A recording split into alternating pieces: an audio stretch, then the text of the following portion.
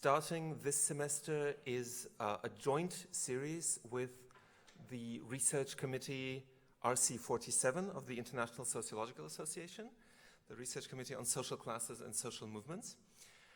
So people all over the world will be able to follow the debates online, both in real time and in recording. And I'm extremely happy that we're able to welcome Andrzej Leder. So this book that his talk is based on today, Wrześniona Rewolucja in Polish, which came out in the Polish version 5 years ago, caused a massive wave of debate in Poland at the time.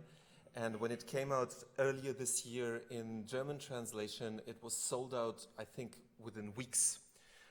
So actually, if you want to buy one, then here is one of the very few occasions that you'll be able to do so. I just want to say that it's really one of the best books that I have read in a long time, not just as a key to Polish society, but generally as an analysis of political subjectivity and the root causes of national populism in contemporary societies. And I would like to thank Felix Ackermann at the German Historical Institute in Warsaw, who is not here today, unfortunately, but who wrote the introduction to the German edition and who put us in touch and made this event possible. Our moderator today for this talk is not Jan Behrens, as some of you may think from looking at the program poster, but Agnieszka Wierzcholska from the Free University of Berlin, who knows Andrzej Leder's work extremely well and is herself a specialist in European Jewish history and in particular on Polish-Jewish relations, which of course are a key component of his book. And she is going to present Andrzej and then lead you through the discussion after his talk. Thank you. Thank you everyone for coming. Thank you, Andrzej Leder, for being with us. It's a great honor to have you here and to be able to discuss this wonderful book with you. Andrzej Leder is professor for philosophy at the Institute for Philosophy and Sociology of the Polish Academy of Science in Warsaw. He has published several books. He's published on Freud and Husserl and on Freud and Heidegger in the book The Teaching of Freud in the Epoch of Sein und Zeit. Lately, an article has appeared on the consequences of the Holocaust for the Polish consciousness and unconsciousness in the journal Zagłada, or Holocaust Studies and Materials. When his book Sleepwalking Through the Revolution appeared in Poland in 2014, it stirred a massive debate, as Misha has already said, because it broke with old or established master narratives of how the Poles imagined themselves and their past.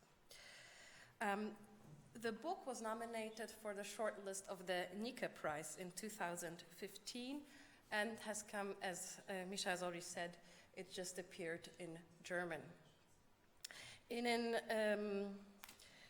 the Deutschlandfunk, Martin Sander presented the book, and he wrote, or he said on the radio, that Andrzej Leder has put Polish society as a collective on the couch, in the Freudian sense, and that he has been able to establish very new diagnoses about Polish society. So we are looking forward to listening to your talk about what your diagnoses are from the couch session.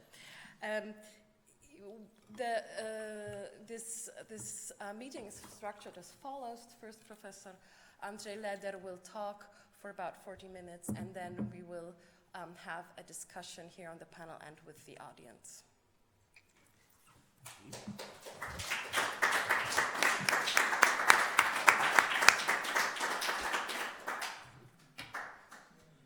Thank you for the invitation.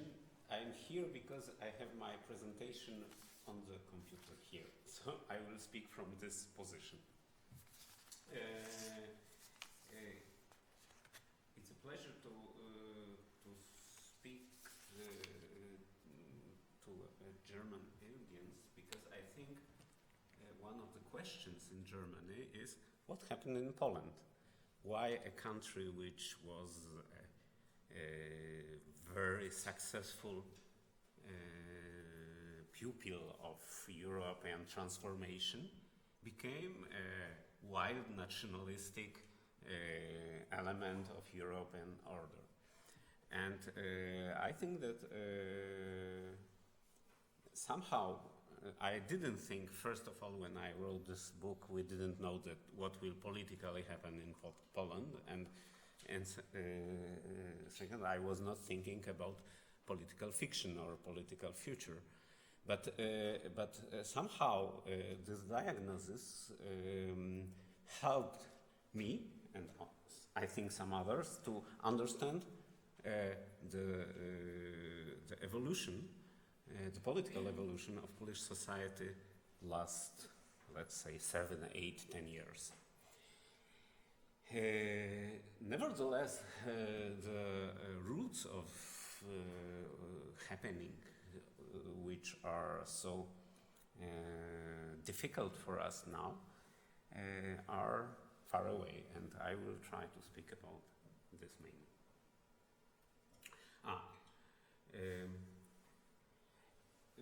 The English title of my book, Prześniona rewolucja, is Sleepwalking the Revolution, and the German is Poland in background.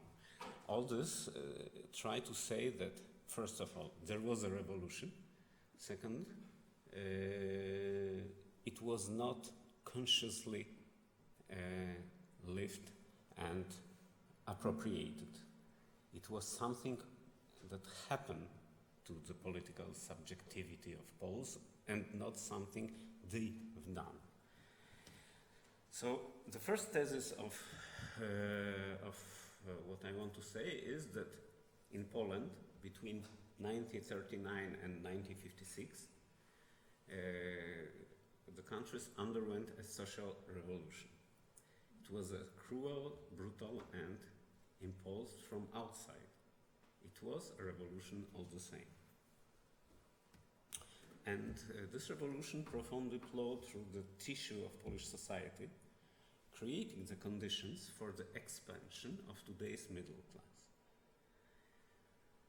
Which means that it paved the way for the most profound change in Polish mentality in centuries, not in decades, but in centuries. A departure from the mentality shaped by the countryside and grunge to that determined by the city and urban lifestyle. However, that revolution has not affected the social imaginary of the Polish culture.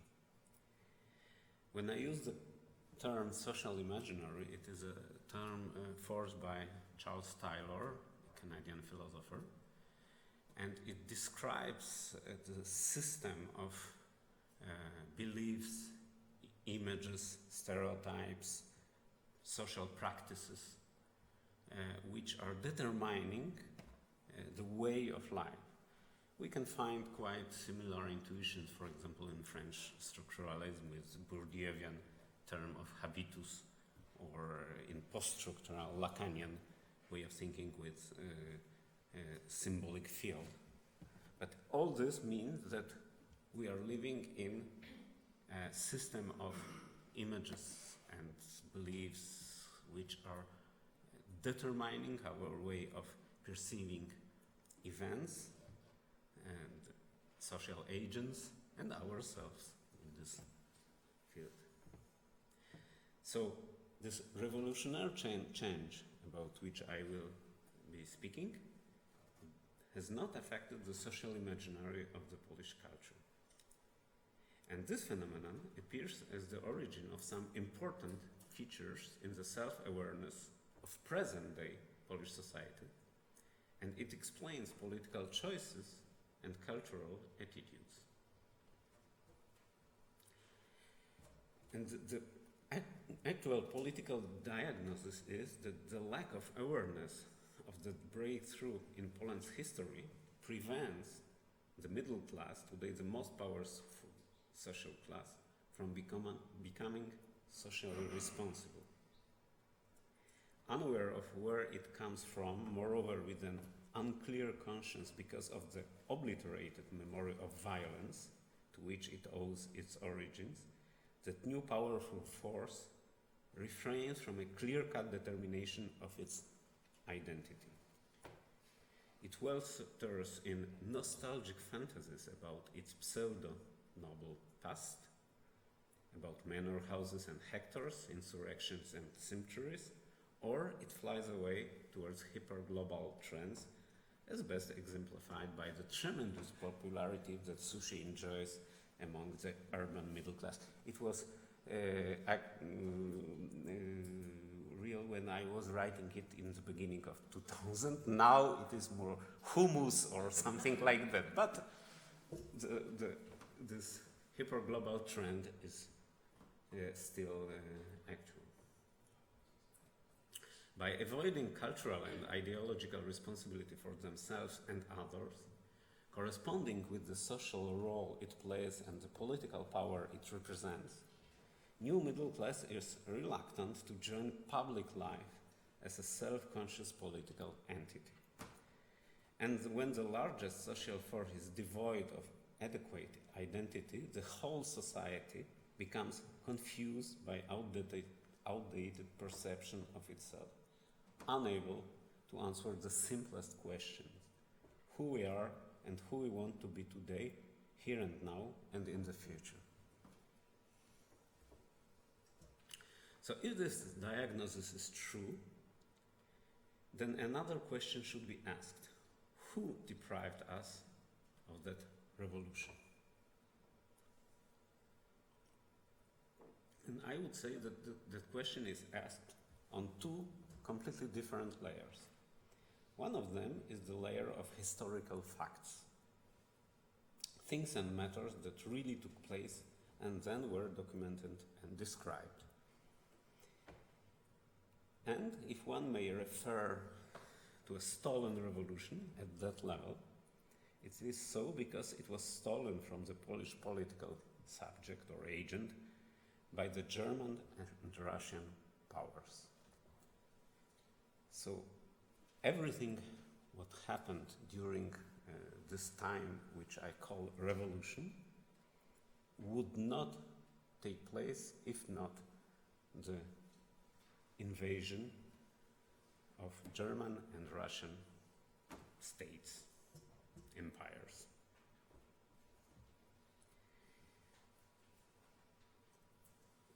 The second layer pertains to social consciousness and related consciousness. So we have the layer of facts and we have the layer of consciousness and unconsciousness. Much more enigmatic to the extent that it is being negated. For example, social unconsciousness, it's not a concept or term widely accepted. It is crucial to understand the real course of the social process, and this is a strong methodological thesis of this speech, that you have to think about social consciousness and what I call unconsciousness, I will explain it, to understand what really happened. And it is also necessary to explain that amazing absence of that revolution in the contemporary thinking and discourse. So, to be clear, when I am speaking about the social unconsciousness, I'm meaning the gap between public discourse in all its form, educational practices, commemorations, monuments, media, mass culture, and private discourses or narratives. There is nothing as a common psyche or something like that. We are not speaking about this. We are in a Lacanian way of thinking about psychoanalysis. So it is on the level of discourses, and the unconscious is the gap between the discourse between the public discourse and private discourses. So in Poland, the official narrative is the one of heroism and innocence. But for a big part of the society, the private family discourses are different. They hide the non-memory or memory of violence and dispossession. And if I speak here about private discourses, I mean not only the apparent contents of what is said, but also that which remains unsaid, areas of discontinuity in the flow of a narrative. So it is not only important the things people say in private, but also what they don't say. For example, about the possession, about the houses in which they are living. Many stories which I can tell. After publishing the book, I got many letters or emails about this question.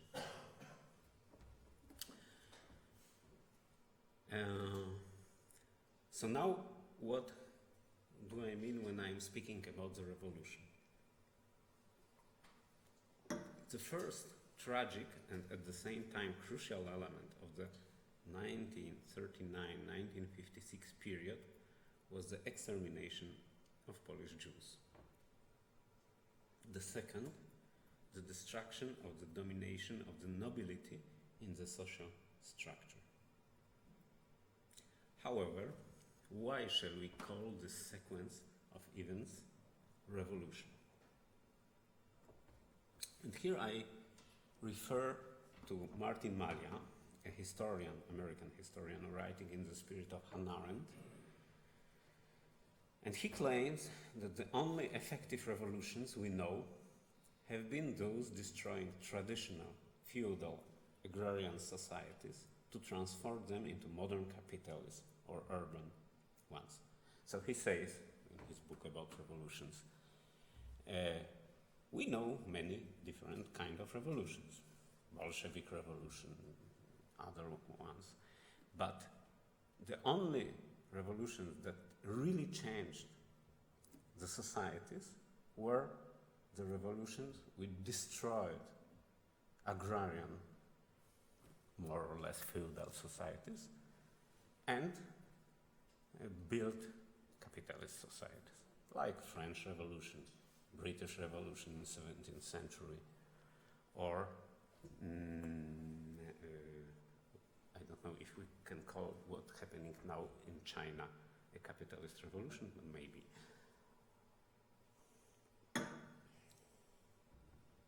So if we see, or if we look at the revolution in this sense, I believe that it was precisely what happened in Poland in the period of the German and Russian occupation. The traditional agricultural society was destroyed, and premises for a modern capitalist society were there. To understand it, we have to see that before the Second World War, Polish society was living in a kind of prolonged Middle Ages. This is a term of French School of Annals. And they were using it not for Poland, they were using it for France in 19th century. But I think France were living in prolonged Middle Ages in 19th century, Poland in the beginning of 20th century. So even after the ill-fated uprisings and the emancipation of the serfs in the second half of the 19th century, under the rule of Habsburg and Romanov dynasties, the social and cultural domination of the gentry and the intelligentsia deriving from the ranks of the gentry was unchallenged. So first of all, it was a society in which landlords and intelligentsia deriving from landlords were absolutely dominant in the society. Peasants, which formed about 70% of the society, I'm speaking now about the period between the two wars, between the First and Second World War, had strong political party and were often in open revolt against the state, but they never emancipated themselves to political autonomy. It is one of discussions I have quite often in Poland because partisans of the supporters of the idea of autonomy of peasant movement are saying to me, we had strong peasant parties and enormous peasant strikes between the two wars. How can you say that politically it was the peasant movement was weak? But when we look at the real partition of the Polish society, 70% living in country and being peasants, 70% of the society.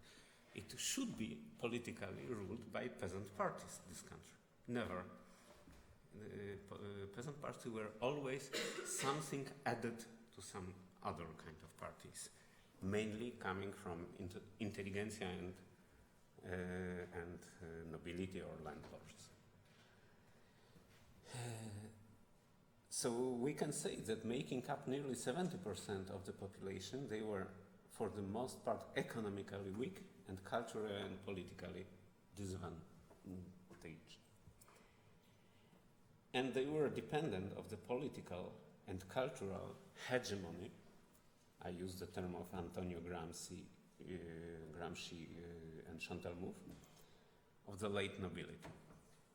So all the imaginary of this group was also absolutely dominated by the nobility. Jews, even if they had constitutional laws, the Jews forming a petty bourgeoisie, and also this is an important fact that in all central, southern and eastern Poland, in small cities, Jews represented more or less 60 to 80% of the population. 60 to 80% of the population in all small towns. They were absolutely a majority in towns. So we had such a social structure. I'm not speaking about the region of Western Poland, about the Poznań region, because there the modernization came with Prussian state. But I'm speaking about Central, Southern and Eastern Poland. And the structure was so. The land was mainly in hands of landlords, late nobility. Peasants were working on this land and had some of their land. And in these small cities, the majority of the population, there were Jews. And these three groups formed a quite stable economical system, but completely like in Middle Ages, because peasants were working, landlords were ruling, and Jews were making business and, or mediating, to say it in another way, between these two groups. These three groups were also completely culturally and religiously, quite often, disparate, because in ethnic Poland, nobles and peasants were Catholic, Jews were Jewish, but in Eastern Poland, peasants were Orthodox, nobles were mainly Catholic, Jews were Jews. And even if in ethnic Poland they were of the same religious confession, there were strong myths in the noble class of the differences of ethnic origin of nobles and peasants. Nobles were Sarmatian and steppe ethnic group, and peasants were Slavonic. This was a myth which legitimized a deep, deep difference in the way of life and everything between these two groups. So coming back to Jews, they were denied of true political sovereignty. And it was quite paradoxical because Poland between the two wars had a quite modern constitution. This constitution was written by socialists, and in matter of fact it was more modern than, for example, French constitution. But in the framework of this constitution, the social reality was absolutely backward.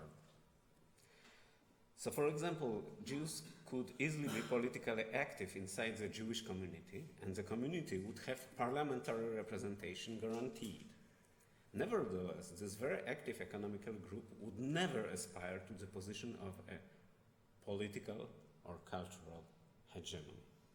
It would be unthinkable to have a Disraeli in Poland between the wars, even after the war. So, the invasion of Nazi Germany and Soviet Russia in 1939 destroyed this state. And then, the extermination of Polish Jews by Nazi Germany mainly was watched by the majority of the Polish agrarian society from a passive position, which is not absolutely true, because many of Polish citizens, ethnic Poles, participated in the Holocaust or in the Shoah as helpers. Not sometimes we know about Jedwabne and other such cities where Poles killed their Jewish neighbors, but mainly it was so that Nazi Germans were coming and killing Jews in the village, and Poles were helping them in some more or less active way. Naturally, and it should be said, there were also many who helped the Jews, but now when we are studying historical materials, more were those who helped Germans in killing than those who helped Jews in hiding. So, as I said, spontaneous pogroms and massacres did occur mainly in eastern and central Poland, and a big part of Gentile population took part in the repossessing of the place of Jews in the society. And this is the very important point, because the discussion in Poland was concentrated mainly on the possession or repossession of the goods, for example, houses. But I think what was much more important was the repossession of the position in social structure. For example, as before the war, 80% of people living in a town were Jews, and they had all the small businesses. They were a mediating agent in this society. When they disappeared, ethnic Poles entered these places and became small merchants, producer of goods, and all this art craftsmen. And so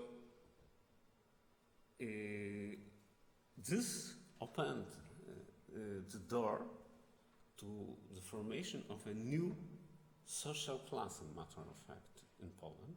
I mean, small, petty bourgeoisie, which before the war was in minimal part ethnically Polish. Nevertheless, I think that the most important fact was the specific passivity of this experience.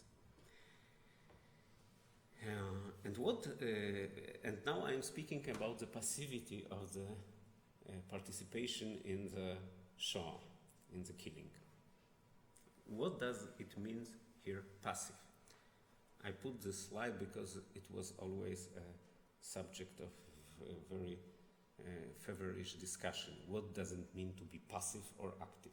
So I am trying to explain what I mean when I am saying passive or sleepwalking. So, on the first level, a subject, a subjectivity, an agent, can desire somebody's death and can watch others doing it and can feel content, horror, pleasure sometimes. But nobody gives him the right to do it. And he stays with this feeling.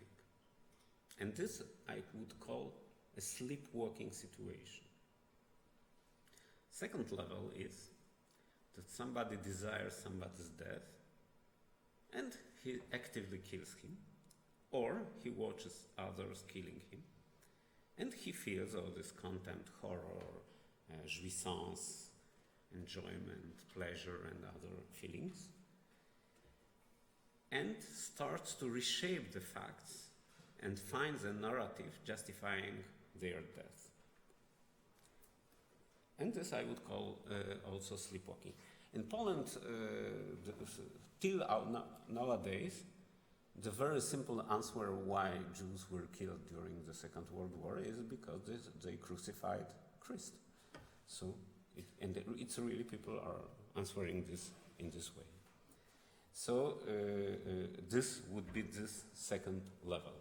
I find a narrative justifying the death.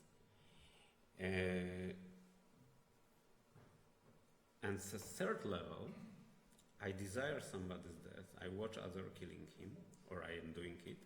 I feel contempt and horror, I take the responsibility of those acts and feelings, and this is the moment of awakening. I use the word awakening in the sense Walter Benjamin used it when he wrote about the history lesson. A history or a history book or history text shall be a text of awakening. And in matter of fact, only this is important in history. This passive position had crucial implications. Not only material, as the Jewish assets could be repossessed by ethnic Poles, most often of peasant origin, and social, as their place in the social distribution of labor could be appropriated in the same way. Very important were also psychological implications. Even if the other is acting, the psychological and moral consequences of witnessing this action are ours.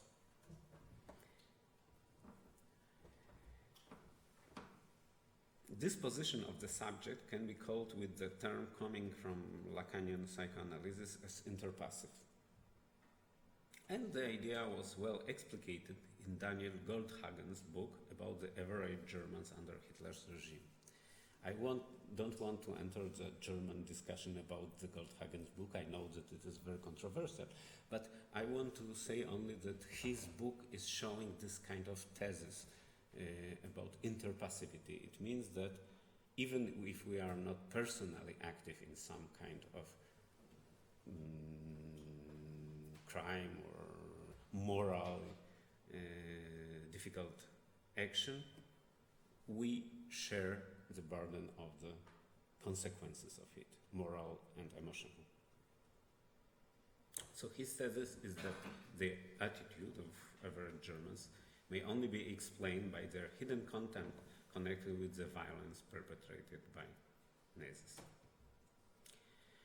In my opinion, we can think in precisely the same terms about Polish society. The mass-scale destruction of their Jewish neighbors was observed by members of the society with a mix of horror and satisfaction, as it was connected with the strong, hidden or not, desires of the destruction of Jews.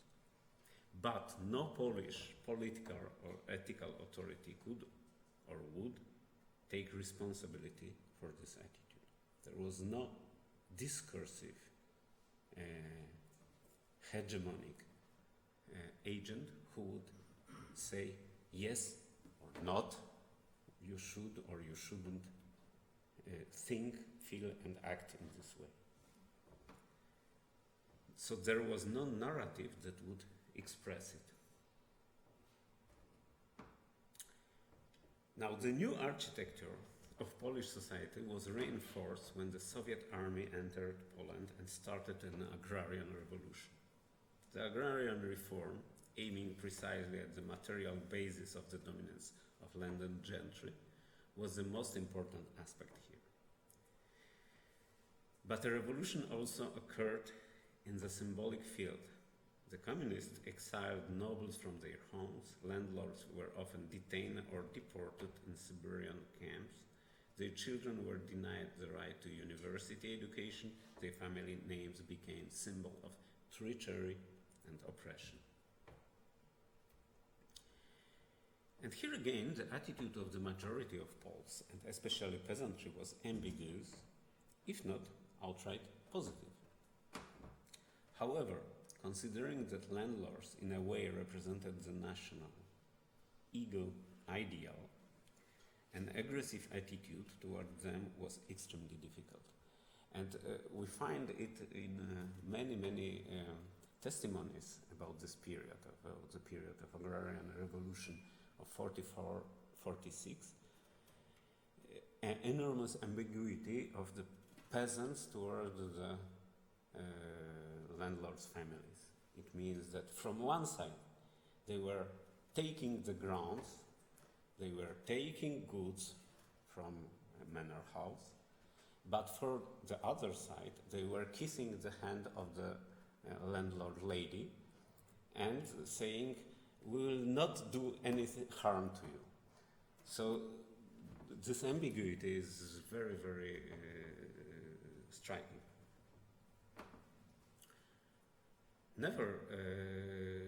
And so the satisfaction resulting from the humiliation of the former landlords had to be repressed. In both cases, in the case of extermination of Jews and in the case of destruction of the position of landlords, the passively experienced contempt and satisfaction left people with the deep feelings of guilt and shame. And these feelings are somehow half-conscious, as they lack a discursive expression and an act of taking responsibility. They appear rather in practices of the language and of the everyday life than in self-conscious discourse. Now, what stayed after 56 when the trial of enforced Stalinist regime in Poland ended? After 56, there was a return to the traditional Polish social imaginary with all the fantasies and myths which it is built on. So today, and it stayed till today. So today fantasies organize collective events and their recollections. And they shape individual imagination according to this collective scenario. Pride, compassion, contempt, or hatred can be experienced collectively in sequences that have been arranged for a long time. And they are indispensable to forget guilt and shame. So there are two most important consequences of the passive character of the revolution 1939 and 1956. First consequence on the level of the symbolic order is the lack of an act of taking responsibility of our agency, lack of an act of foundation with a symbolic representation of it. This kind of act is indispensable to legitimize a new social imaginary. In France, for example, it was the Déclaration des droits des hommes, in America, the Constitution. Thus, we lack a new social imaginary or a new symbolic field which would be adequate to the new structure of the Polish society. Second consequence on the level of the social unconsciousness was a mixture of feeling of guilt and shame transferred through generations. Those feelings are so painful that most often they were and are repressed, and the events they connect to denied. Nevertheless, subjectivity detached from an important segment of its genealogy becomes fragile and shaky.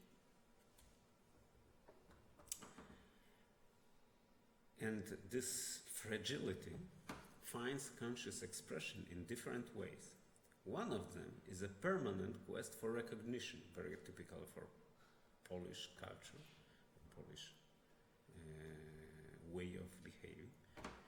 and excuse or even exculpation, very characteristic for contemporary Polish discourse, coupled with the very easy irritability in case where the national pride is in danger.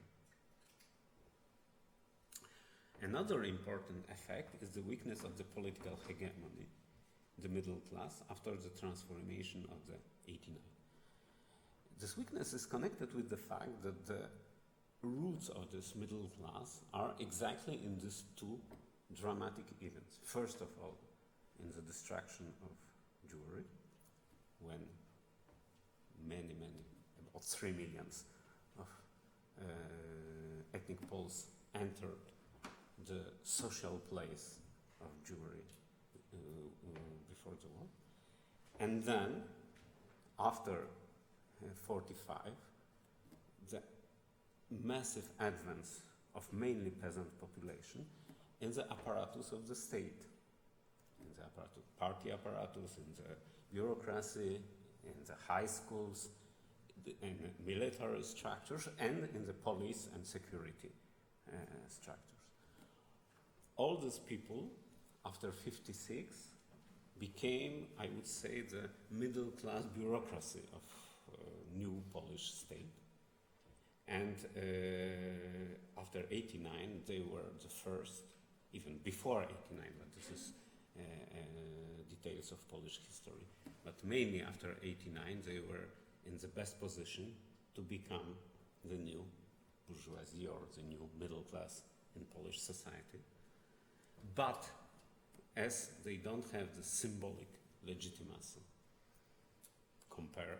which we could compare to, I don't know, French, British, or American bourgeoisie, they also have problem with their political hegemony. So this weakness is due to the lack of inner legitimacy, lack of an act of foundation in which the middle class would accept its hegemonic position. This is the consequence of the sleepwalking way in which the new middle class attended this hegemony. As the Polish society has a relatively weak symbolic legitimacy for its actual contemporary form, such a legitimacy is brought mainly through traditional, conservative social imaginary. It makes the force of the conservative parties face to the liberal ones. To build new legitimacy for liberal or progressive projects, Polish society needs the conscious act of taking responsibility for all those happenings. Thank you.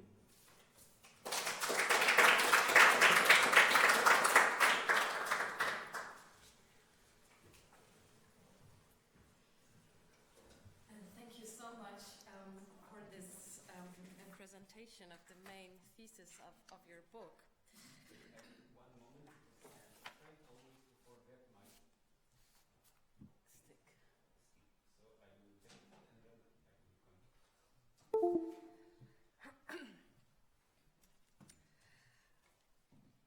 I will now take the privilege that I'm here on the panel with Andrzej Leder to ask just a few questions before opening to the audience.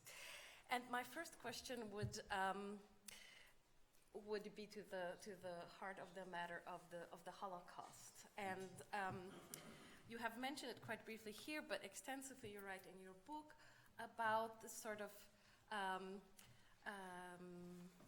dream or image of the peasants or the nationalist way of thinking about de-Judaizing the Polish towns as a tradition of the nationalists who want to get into this position of an urban, who want to create an ethnic Polish urban middle class already in the 1920s, 30s, maybe even before, which is not only a discourse of the nationalists, but a discourse that becomes very, very public and very broad. And even in Polish, you have this saying, nasze ulice, wasze kamienice, our street, your apartment houses. So this is something that's been sort of prepared in the imagination. And now what you write then is that this is coming true through the German occupation and the Shoah, and you frame it as this interpassiveness of someone does something, but these are our hidden or not so much hidden desires that are coming true. And then my question pertains to this notion of passiveness and witness, which I want you to ask about. When you look at everyday life during the German occupation, you find that actually the agency of the Poles and taking over this position was very much proactive in taking over Jewish apartments or Jewish things, even against the German occupier. So you have this in the diaries of Krukowski, that people would go with horse carriages into towns and during the deportation action already take things out of the apartments. So this question of what does passivity in that sense mean? How would you consider agency? You were talking about witnesses, and it's also in your book, the term of the witness. In recent years, it has been very much contested by cultural studies in Poland. So how would you see this proactive agency of Poles in taking over these positions and houses? As, we can agree absolutely. I want to first say it is a Polish discussion we are in now.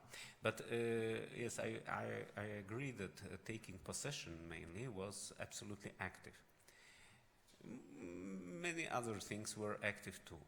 But I would say that stealing or taking possession of something which has no more a possessor is different than killing. And my term of interpassivity was mainly about killing. Mm-hmm. So we can say and we can accept that many Poles also killed Jews during the war. Many Poles killed Poles during the war, so it was a period of a very enormous killing. But 3 million Polish Jews were mainly killed by Nazis and not by Poles. If we have enough historical facts. And I think that the main experience for the Polish population, ethnic Poles, especially in countryside, this was not being active in killing, but it was witnessing the killing, which was a realization of the hidden desire. Statistically, I would say, it was the most important experience. And in this sense, this term of interpassivity explains something which is, for me, a mass experience. And when this discussion about the Hilberg's triangle, witnesses, perpetrators, and victims, is a very interesting and long discussion. I think that the very good and interesting proposition is the last proposition of Rothberg, Michael Rothberg, I think, who wrote a book about implicated subjects. And it is absolutely in the line I am defending also. I mean that to participate in a massive killing is an act which is traumatic for everybody. So victims, it's natural and obvious, but also to the perpetrators and to the witness.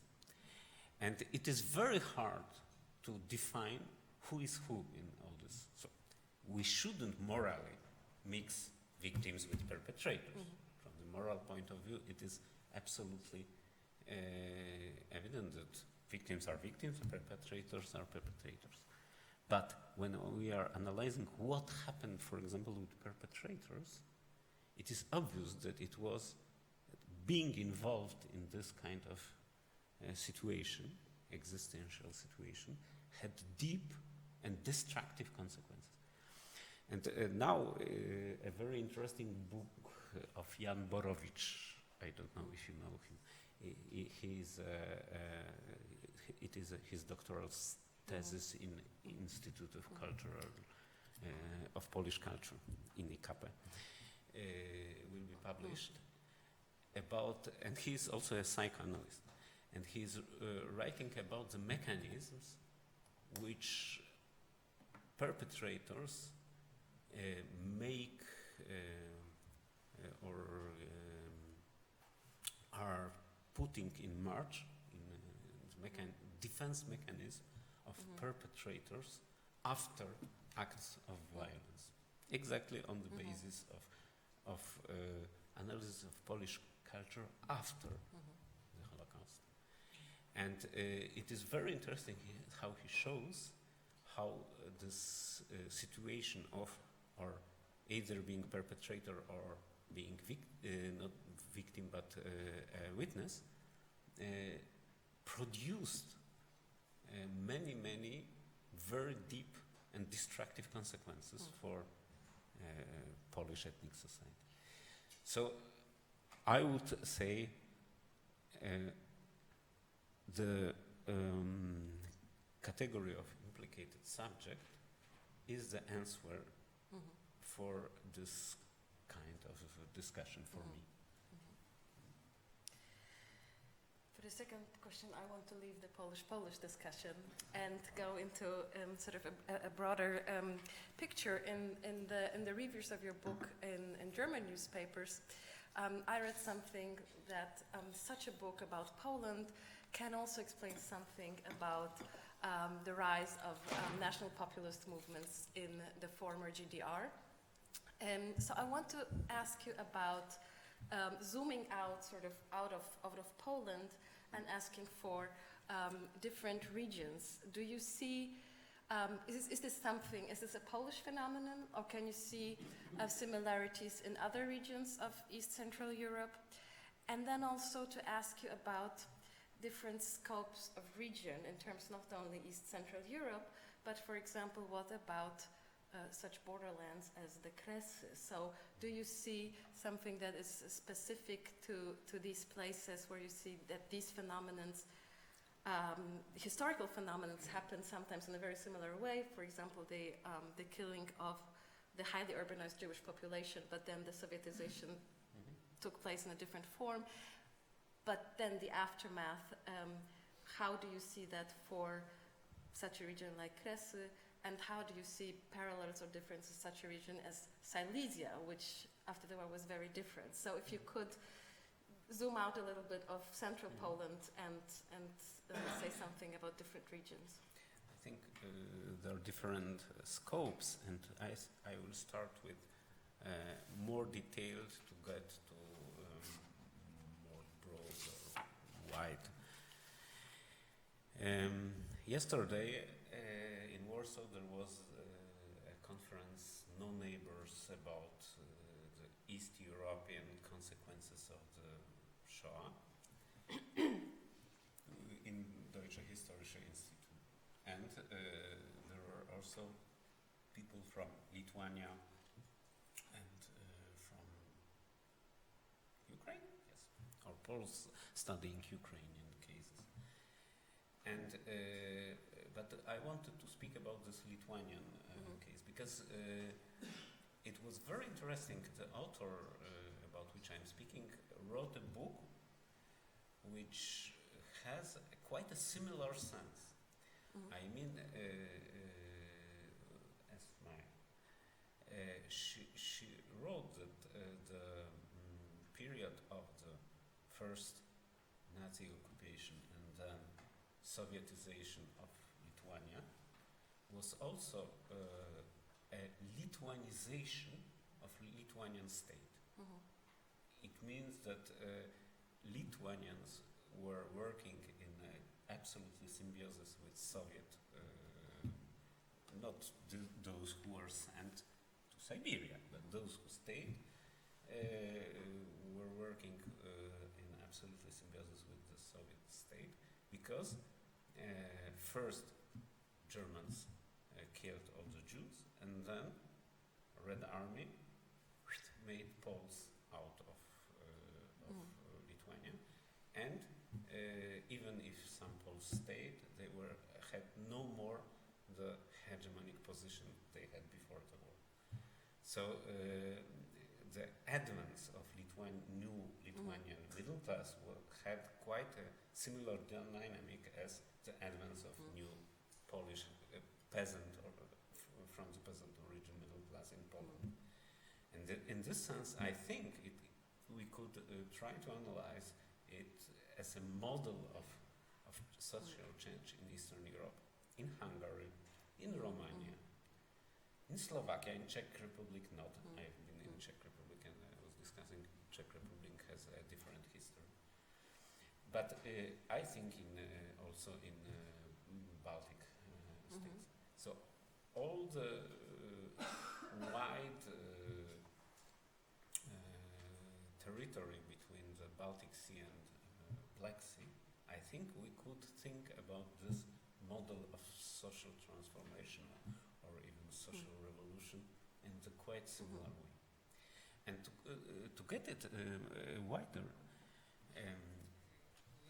the book of Martin Malia about the revolutions was fascinating for me, also because it showed that in matter of fact, the active revolutions were minoritary. Only in 3 or 4 countries, let's say societies made their own revolutions. French Revolution, British Revolution, American Revolution, Russian Revolution, and Chinese Revolution, let's say, Cuban, maybe. And but normally in Europe, revolution came with the French Revolutionary Army.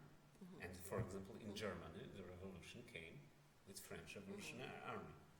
And so the reaction of Germans towards the revolutionary change was absolutely similar, in matter of fact, to the Polish reaction to the revolution in 20th century. It happened in Germany in 19th century. First of all the medieval mythology with Hermann, the fighting Romans and all the stories. At the same moment when the industry and German bourgeoisie after 1870 is becoming the most powerful bourgeoisie in the world, but the German imaginary is completely outdated, is rooted in the past deeply, and is becoming this reactionary force which culminated in Nazism. So in this sense, this model of passive revolution, I think, is not something very atypical. It can be found in many countries in the world. I would say probably it's much more typical than the active revolution. I have many more questions, but please take away the microphone from me and ask your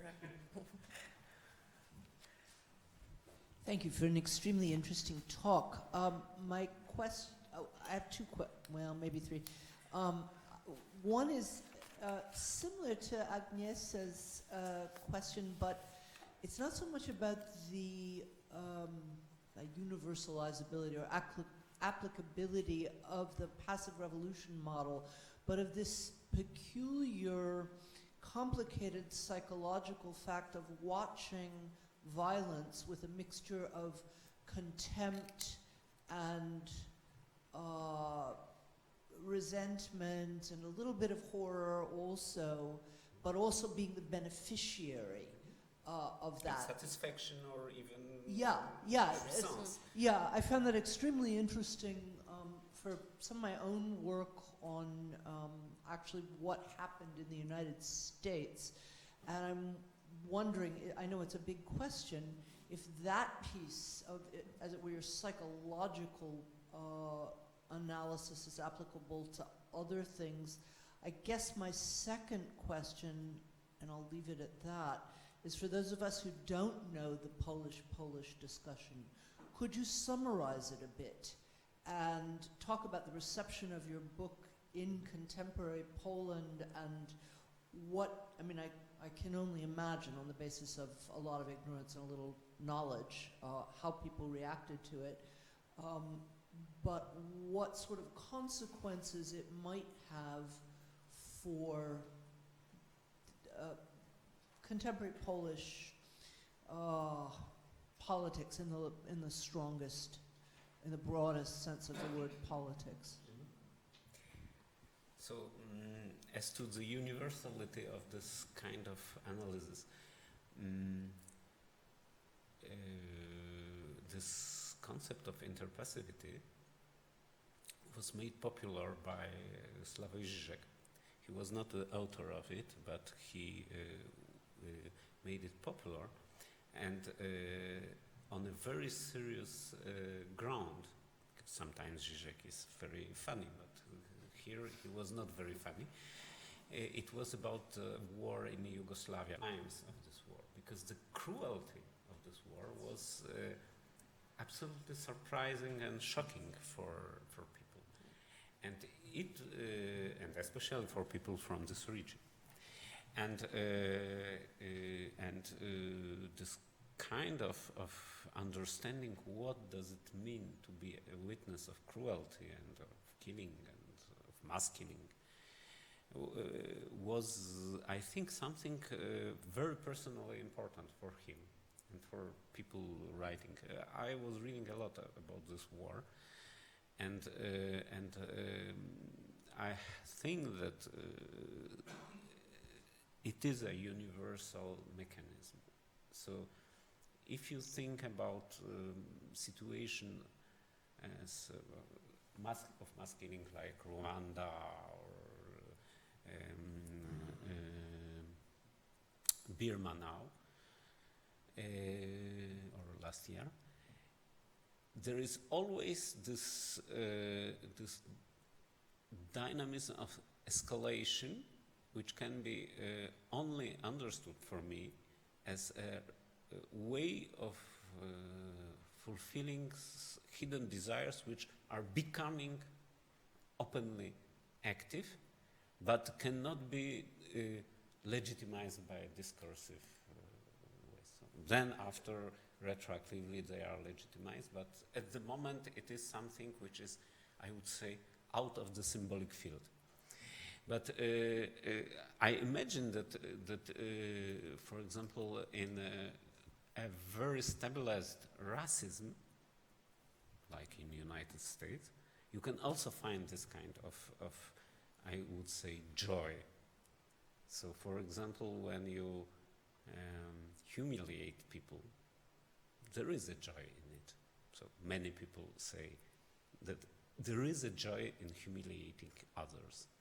And this can be a dynamic which is very, in today's language, it is very hard to legitimize, but people are doing it. And this discrepancy between what is possible to say and what is really done, I think, is really very universal in this sense. And to the Polish discussion, a few words? To the Polish discussion. So first of all, one of the things which surprised me very much was that I had a very strong reaction. So I wrote this book as an academic. And then it was sold not like an academic book. So this was the first surprise. But the second surprise was the reaction of people.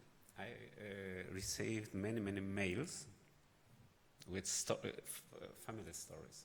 And people were writing, for example, and I would say two-thirds, 60% of the stories were Polish Jewish stories, and about 30% noble family stories.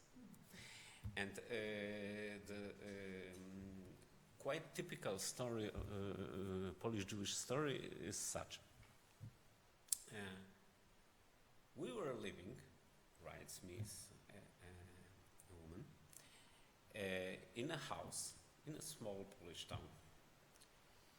It was a quite big and a little old house.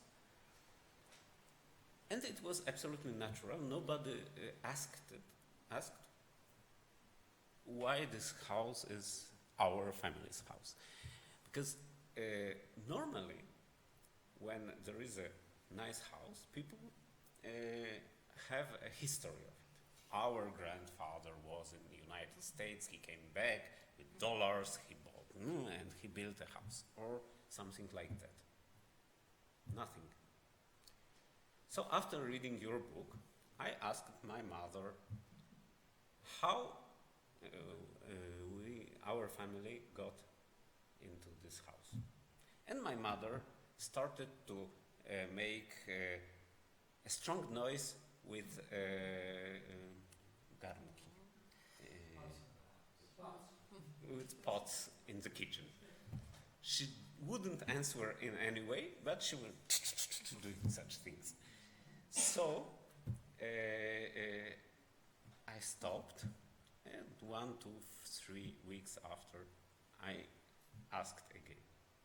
And then she said, after the war there was a man living with our family, and then this house was his house, and then he left this house to our family.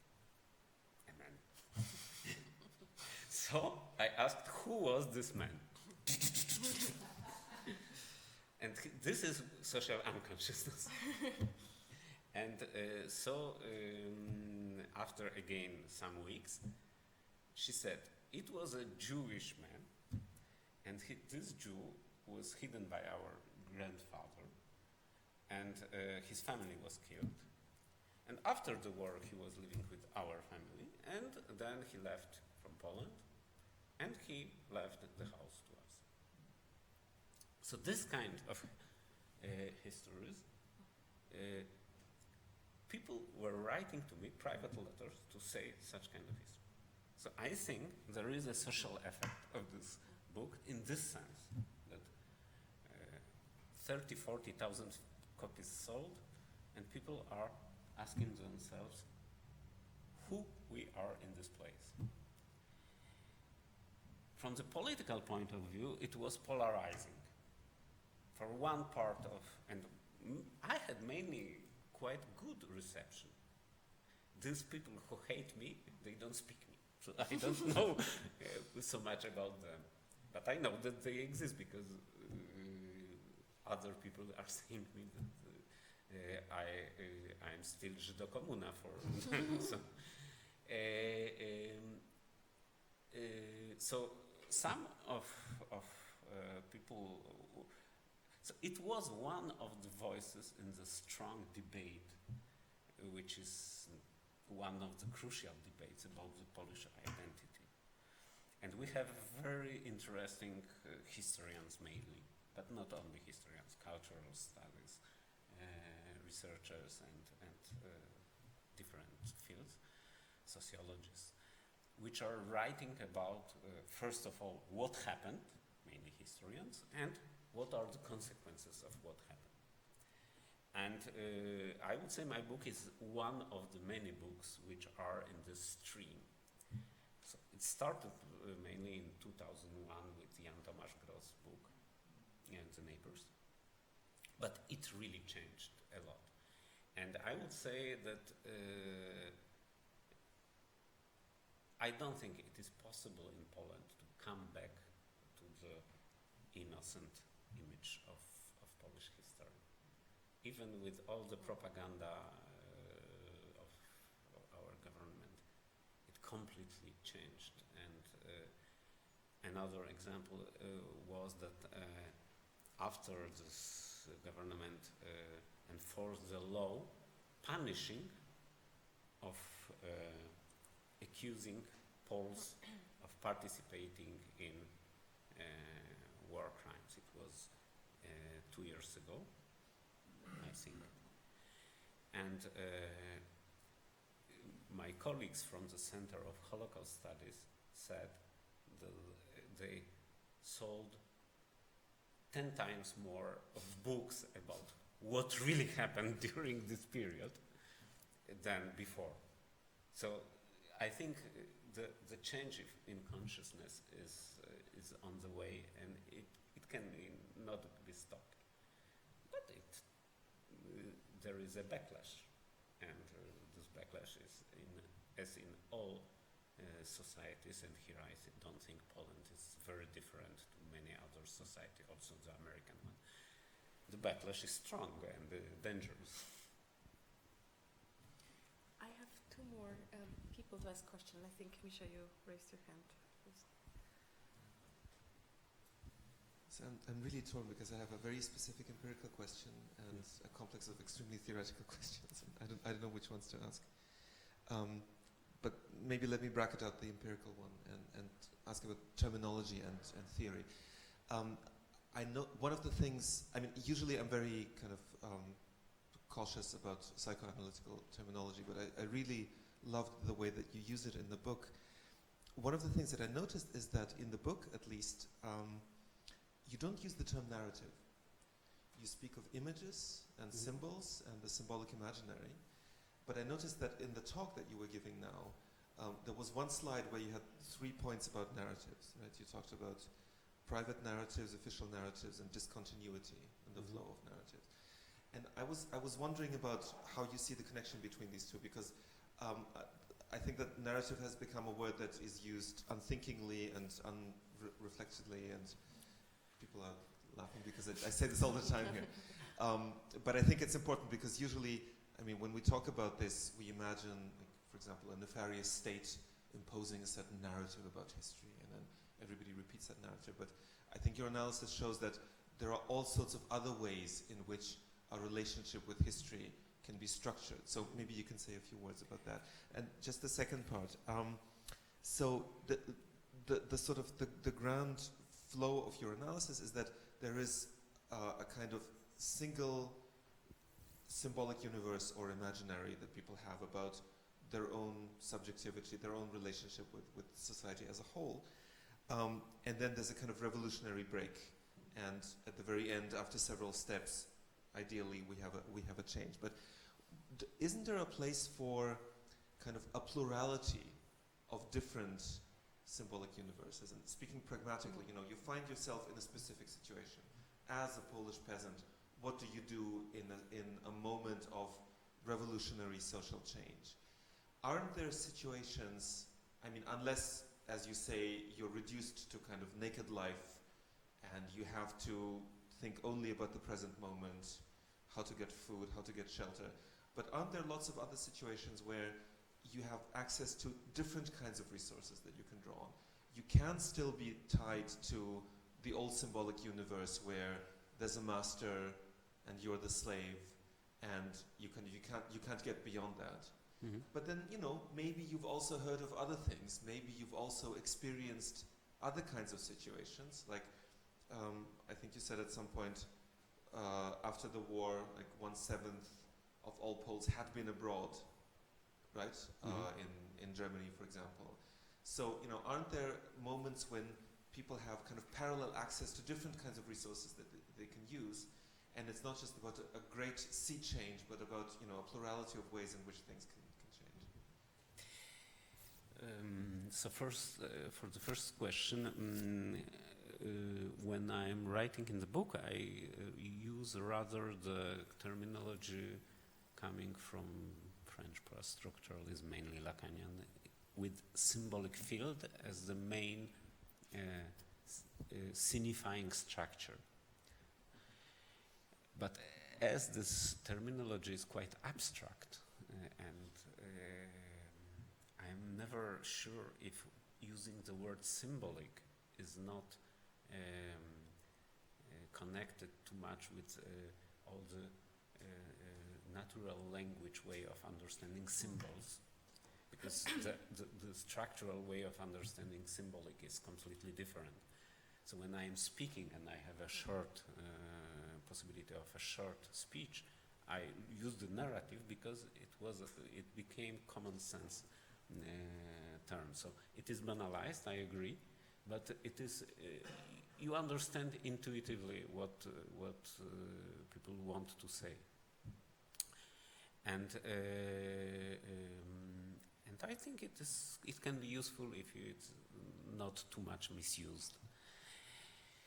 But it's true that I would prefer to use the category of symbolic field as the main explaining category, and signifiers and all this stuff. But they are completely unintuitive. And if we are speaking about the imaginary, this is a very interesting thing. And after this book, I was a little in the question of how Polish imaginary was constituting itself as a mass imaginary. Because we know quite well about all the first part of 19th century romantic literature, which forged the basis of this imaginary, but then it became a mass imaginary. One of things is that, for example, peasants didn't have national identity in Poland till the end of 19th century. And now we have many discussions between historians and social historians when really it appeared a national identity of peasants in Poland. So, for example, one of the ideas is that it was the Bolshevik War in 1920, because a mass mobilization of peasants in the army made them Polish citizens. But it was not so massive, in matter of fact. It was not a very big army. So we can doubt. Another thesis is that it was only in 60s. So in 60s of 20th century. Before, many people in Poland didn't have a national imaginary. They had a local imaginary. This is a well-known story in sociology, that traditional peasant societies have their own imaginaries which are local, and they and in this sense, yes, they have other resources. But the problem is, and I am here very fond of this Gramscian term of hegemonic imaginary, so that hegemonic discourse. When society is socialized, and especially to the industrial era or post-industrial era, and the state is enough efficient, it can bring a hegemonic discourse to the society, and the people become more or less socialized in a hegemonic imaginary. So they can have different imaginaries on the more private or more local level, but there is something which is very common. And what was very shocking for me, that when we had big protests about the Constitution Tribunal in 2017, and we had from one side people on the, let's say, democratic opposition, and from other side people supporting the government. And both sides were singing "Jeszcze Polska nie zginęła." There is no other imaginary which could represent the protest and the patriotic fight for democracy. So we had all the old leftist songs, but they were so misused in the time of the communist regime that they are not useful. They don't form a legitimized heritage. So we are living really in Poland in a very narrow imaginary. And this is a problem for our society. For example, I want to add one thing. I had a discussion with the American researcher, sociologist, about why in Poland, after 90, so many people were interested in Jewish culture, and are till now. Every year in Krakow and in Warsaw, there are festivals of Jewish culture. Thousands and even more people are coming. They do have nothing to do with Jews. They are ethnic Poles, Catholics, nothing to do with Jews. What? Why? And the hypothesis, not research, is that this is a way not to get into the traditional nationalistic identity. Going to Jewish festival, it's to manifest a different kind of identity than the traditional nationalistic identity. So if people are searching for identity in this way, it will be not easy to build the new identity, even if it's quite optimistic, this interpretation. Maybe we don't have so much time, as I understand it, so maybe we will collect 2 questions. There are some more, so maybe we'll collect even 3 questions. That's without microphone. It's probably better, so I keep it short. So thank you very much. Could you please use the microphone as well? Okay, I can try. Okay, so I keep it short. I have 2 doubts or 2 objectives to what you said. The first one would be about the passive role of Polish intelligentsia starting 1939, for example. There was a lot of active, conscious underground resistance going on by people reclaiming their cultural roles, their cultural hegemony. For example, when we speak about the underground theater organized, for example, by Karol Wojtyla.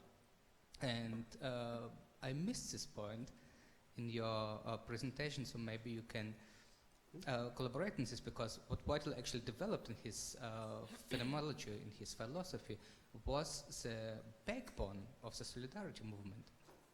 And another point, so in your finish, you claim that the Polish society needs to get conscious, to get active, to reclaim their role to the liberal project.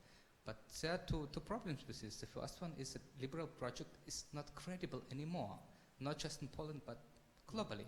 And another thing, the liberal project is passive on itself. It starts with the words, laissez-faire, let somebody else do it. Okay, so maybe I will start with the second question, because here this is simply a misunderstanding. I am not speaking about a specific model of neoliberal society which was invented in the 80s by Thatcher, Reagan and Milton Friedman. And I'm not speaking about the enforcement of neoliberal economy and politics in Poland after 90. I am speaking rather about modern structure of the society in which urban middle class is the hegemonic force. And in this sense I use the word liberal, rather like a way of expressing the political will of this kind of social class. So in this sense, we can discuss whether liberalism, political liberalism, is still an important force in the world or not. But what is sure, till now, urban middle class, at least in the global north, is a dominating social group. And about the activity of Polish intelligentsia. my thesis on passivity is not about the resistance against the Nazi or Soviet occupation. It's about the participation in the social change, which was in the end much more massive than the resistance. The resistance is a very important fact for Polish history, and it is really well analyzed. And it is true that we had an enormous, very big clandestine army and the Warsaw Uprising and all this stuff. But when you see the society of 35 millions, more or less, people, and that, for example, the scale of the resistance, you see that for most of the people, it was not the first topic. And if you see the peasantry in Poland, it was really a small part taking active part in the resistance movement. There were, but a small part. Much bigger was the activity in illegal economy, in repossessing goods, Jewish and nobleman goods, and in social advance after the war. So we can say that we have the history of, let's say, Polish hegemony group, intelligentsia and people connected with the state, London government and all this stuff. And this is quite well known, and it is quite active.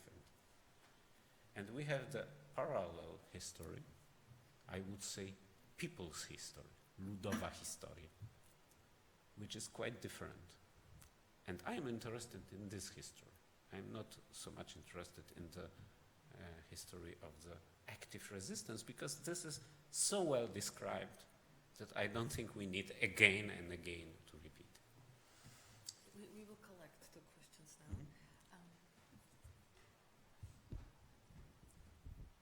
First of all, thank you for your talk. It was very interesting, and you have me convinced as far as the interpassivity in the social revolutionary situation. But couldn't it have a wider meaning if you phrase it more generically? Because I don't think you need the revolutionary situation in all situations. It might as well happen in very reactionary political systems and societies. If you allow me to phrase it generically, one group receiving what you might call collateral benefits as a result of atrocities committed by others onto yet others. That would describe it generically, what you described as happening there. And then, if you put it this way, you might even use it for reactionary regimes. Let's say the social position of South Africans of Indian descent during apartheid, or the social position of poor whites in slave-holding American South. All these processes you were describing might as well be applicable there. Maybe it's not a question, just a comment. Yes, but... Maybe we will collect one of it, because we have little time. Ja będę niszczył pani pióra. You raise your hand.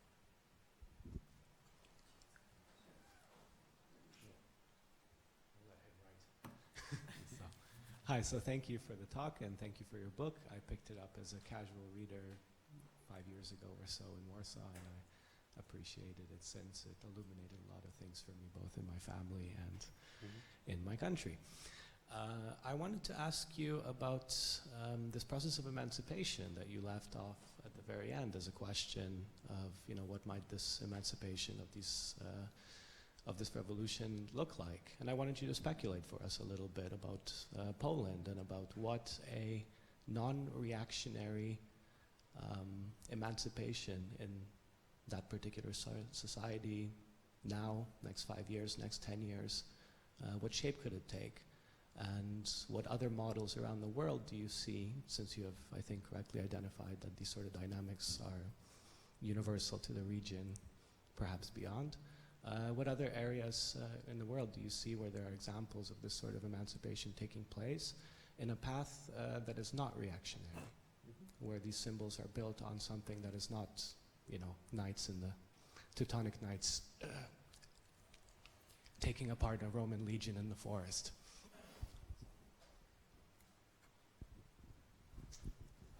I will just add some comment as a foreigner to these topics entirely. I'm always baffled by this inconsistency between the personal and the national or whatever attitude. We humans, we make some mistakes, we live with them. If you are, I think, if you are a good Catholic, you go to confess once a week, and get absolved by this. And still, in the national narrative, or whatever, the Polish society that I sometimes encounter as a foreigner, seems to me that they want to be so pure, without any blemish. And I wonder, is it so bad? Many nations can live with some sins of the past, repeat them, accept them, sometimes discuss them. And this is sort of connected to what you said in some aspects. I made it short.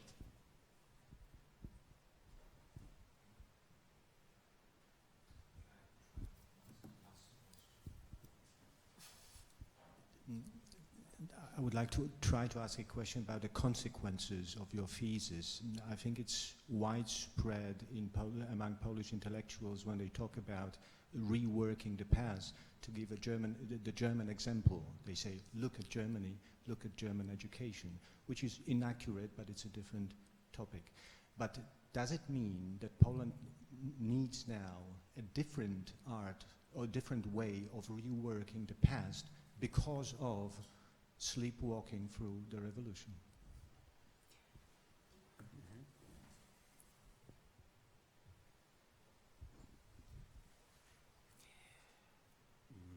Okay, so if interpassivity can be universal, yes, I think.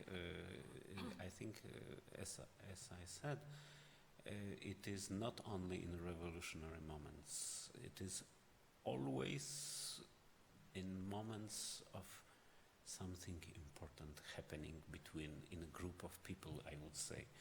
So the examples of interpassivity of Zizek are not always about killing. Quite often these are examples of sexual life, and Lacan was speaking about this relation, mainly speaking about sexual life, that we can feel the pleasure because other is feeling the pleasure.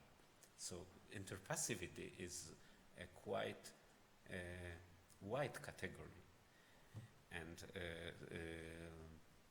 even if we are speaking about traumatic events, absolutely I agree that it can be also in very... I think, for example, Tarantino is a master of looking at interpassivity in a very horrible situation, especially the film Django is a film about this, and the very peculiar form of this film is based on this psychological phenomenon. It is another story, but I think, for example, as you said, American South could be a very good example of many such kind of, I would say, negotiations of accountability and cruelty. Who is cruel and who will have pleasure of this cruelty? And in this sense, it is quite a broad category which can be used in specific historical context. And in Poland, I think it is very useful to tell about this very specific revolutionary moment. As to the question of emancipation, I don't know, but I wrote a text 2 years ago or 3 years ago in Krytyka Polityczna on the page about what are the optimistic ideas or possibilities coming from the pessimistic political situation in which we are. And I think somehow now we are forging our democratic imaginary. I mean that we have a government which from one side tries to be anti-democratic, but he is not, till now, terribly anti-democratic. And so we can really forge a new, and especially to be resistant in Poland, it's fun. So we can really forge a new imaginary of resistance against this soft, till now, authoritarianism. And in this sense, I think, for example, the fact that we have a 12% left in the new parliament, and it is a new left. It is not old, even if there are people from old post-communist regime in this party. In the character is a new left. I was discussing in Prague. In Prague, it is not possible in Czech Republic because for them left is still Husak and all this old regime. But in Poland, because we have far-right government, we can have a left in the parliament. So I think we are at the moment when we can forge a new imaginary, which will be really new, different to everything. It will be connected with all the imaginaries, the romanticism, and it is not possible in Poland to have another one. But I think it is something which is done now. There are things which will be very, which will change all the rules of the game. For example, climate crisis. And in Poland, it will be serious. The question of climate crisis, the lack of water in central Poland, it will be catastrophic, and we are approaching it. And what was also interesting, first time after period of 80s, we had 20,000 of people under 18 in the streets of Warsaw. And so it is again absolutely new kind of political mobilization and new kind of politicized generation.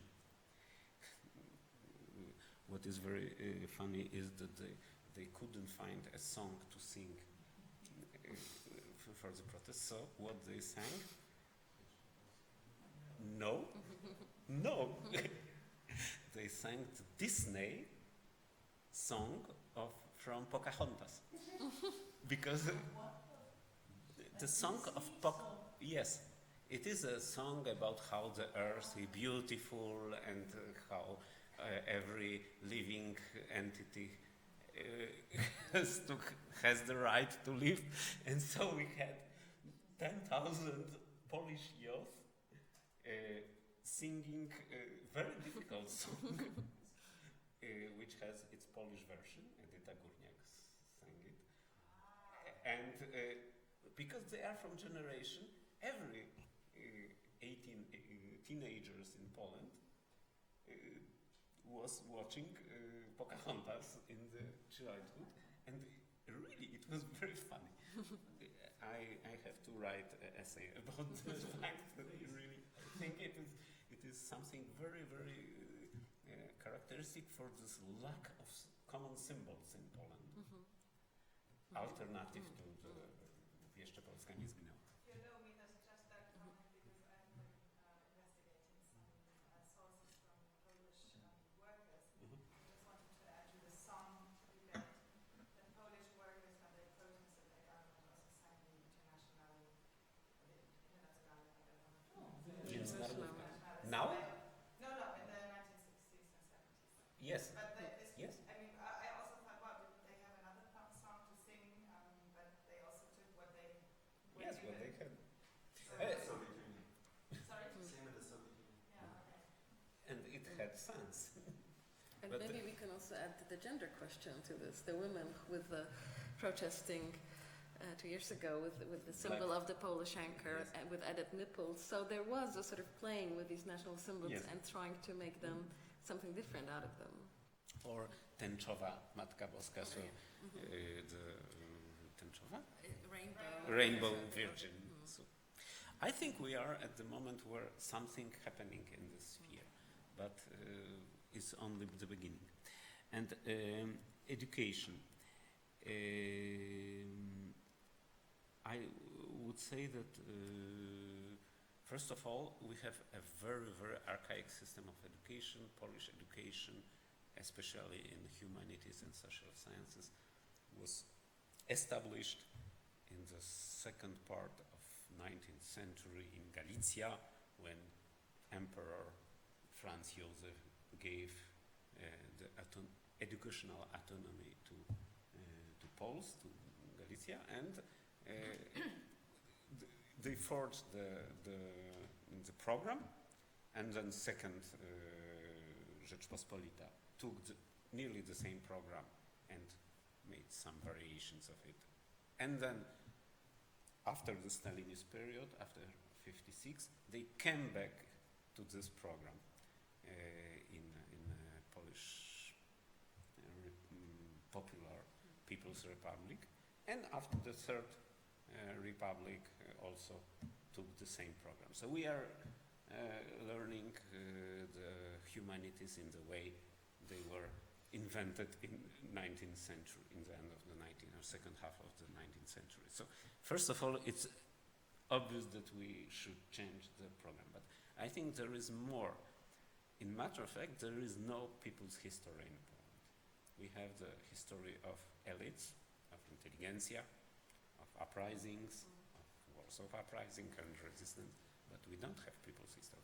When I was trying to write about the agrarian reform in Poland, there is no new book, historical book about the agrarian reform in Poland. There is a book of the time of PRL, People's Republic or Communist regime of 72, and there is no more books about this.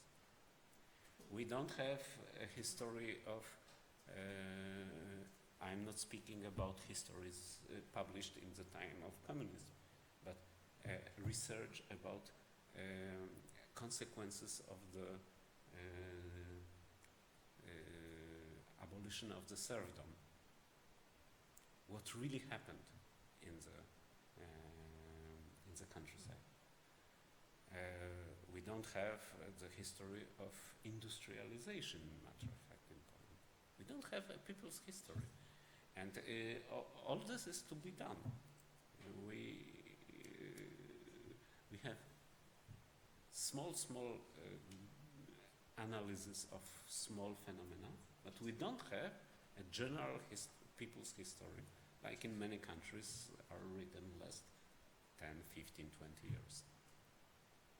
So I think it is another thing which is indispensable to change the way of thinking about Polish identity and the educational system. Without this, we will always be in the history of the elites, nobles, and intellectuals. I think it. There was a question, comment about this obsession of innocence. Maybe this is a good.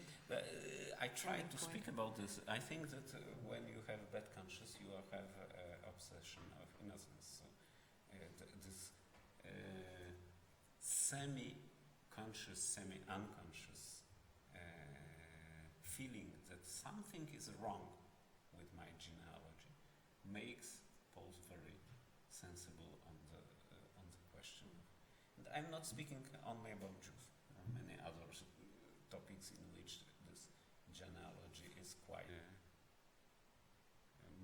emancipated and quite